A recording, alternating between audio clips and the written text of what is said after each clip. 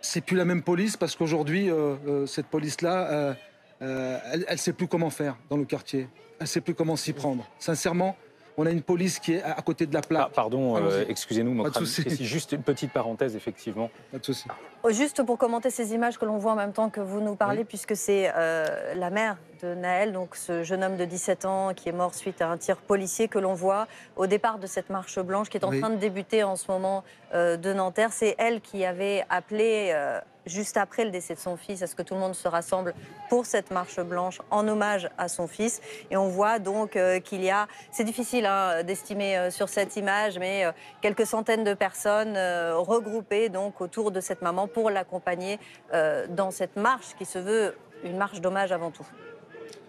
Une marche d'hommage et puis une marche de... Je pense que c'est aussi un exutoire pour dire, voilà, on marque le coup. On marque le coup dans nos quartiers parce qu'un jeune a disparu dans des circonstances terribles. Et oui, il y a du monde. Oui, il y a de la dignité. On voit la maman qui est au-dessus et qui... je peux vous dire qu'elle a le cœur brisé. Vraiment. Mais il faut que ça se passe bien. Il faut que la jeunesse aussi envoie... La jeunesse de Nanterre, qui est là, qu'on voit en direct, envoie un message en direction de tous les jeunes de France pour qu'on retrouve... on retrouve du calme et de la sérénité dans nos quartiers. On a besoin de ça. Ce qui me rend, moi, plutôt optimiste à court et à long terme, c'est deux choses. À court terme, c'est que les faits sont vite élucidés, la justice travaille vite. On n'est pas dans le cas de 2005 à Clichy-sous-Bois, où il y avait beaucoup de mystères, beaucoup de fantasmes sur la course-poursuite, pourquoi ces enfants s'étaient réfugiés dans un transformateur. Ça nourrissait beaucoup de fausses vérités et ça a duré longtemps. Là, ça peut aller vite et on a déjà des réponses de la justice. Et puis ce qui me rend optimiste peut-être Et à une plus gestion long terme, politique différente? il y a une gestion politique différente. Le fait de dire l'état d'urgence, c'est pas le problème maintenant, en tout cas dans l'état de fait, c'est une gestion différente. La présence des ministres, j'ai trouvé notamment très structuré le discours d'Éric Dupond-Moretti sur le terrain, le garde des Sceaux. C'est un discours qu'on n'entendait pas en 2005, où on avait Dominique de Villepin à Matignon et Nicolas Sarkozy à l'intérieur, dans une rivalité personnelle pour l'Élysée 2007 et dans des visions complètement différentes de la situation.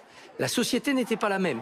Ces tragédies successives, parce que 2005, ça n'a pas été le seul cas, ça a ouvert les yeux aussi de la société. Ça n'a pas réglé les problèmes, la preuve, on y est encore, mais ça a quand même ouvert les yeux. Personne, quand on a vu le drame il y a 48 heures, ne l'a pris à la légère. Tout le monde a compris qu'il pouvait y avoir cet engrenage et que ça remettait des tas de problèmes sur l'établi, les liens police-jeunesse dans ces quartiers, le travail social, l'éducation, l'attitude d'un gouvernement, etc.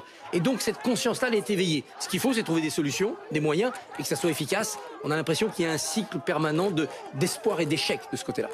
Alors on voit ces images de cette marche qui a débuté il y a quelques minutes. La mère de Naël avait dit une marche blanche, mais aussi une marche de révolte.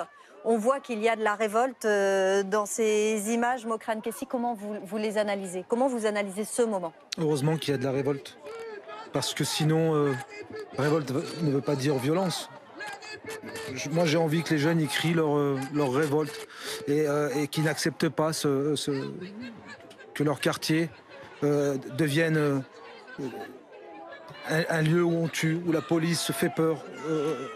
Et en même temps, vous êtes d'accord sur le fait que la justice est très vite passée, c'est très vite saisi des faits, puisqu'on a appris dès ce midi que le policier auteur du tir allait très certainement être placé en détention provisoire, qu'une enquête pour homicide volontaire a été ouverte. La justice fait son travail. Je crois que c'est sérieux. Le procureur de la République de Nanterre a vite répondu aux choses, mais j'espère que derrière, ça ira aussi vite. Parce que je sais que ça va être très long et que les gens vont aussi un peu oublier d'ici quelques temps. Il n'y aura plus la même émotion. Et puis, on va encore passer à autre chose. Mais on aura abîmé tout un quartier, tout un territoire. Et on aura mis à feu et à sang les quartiers populaires. Parce que c'est dans les quartiers populaires que ça se passe, que ça brûle, que ça casse et que ça dégrade. Mais j'espère que oui, la justice fera vite son travail. Je crois qu'ils ont les éléments. Le procureur, a requis, comme le disait Karine, le placement en détention provisoire de ce policier auteur du tir. C'est un choix rarissime dans ce genre d'affaires. Est-ce que vous considérez cela comme une sorte de message? C'est un bon message. C'est un bon message parce que je pense que si le procureur ou la justice avait décidé de le remettre en liberté ou de le transférer ailleurs, ça aurait pu mettre le feu encore plus à nos quartiers et à notre pays finalement. Oui, c'est un bon message qu'a Le envoyé ministre de l'Intérieur a par ailleurs demandé la suspension administrative de ce policier. Je crois que c'est la moindre des choses qui soit suspendu. Je pense pas que ce monsieur revienne dans la police. Mais bon, on a de toute façon, nous dans le quartier, on a plus confiance en cette justice-là. Il y a une troisième fonction aussi à cette manifestation.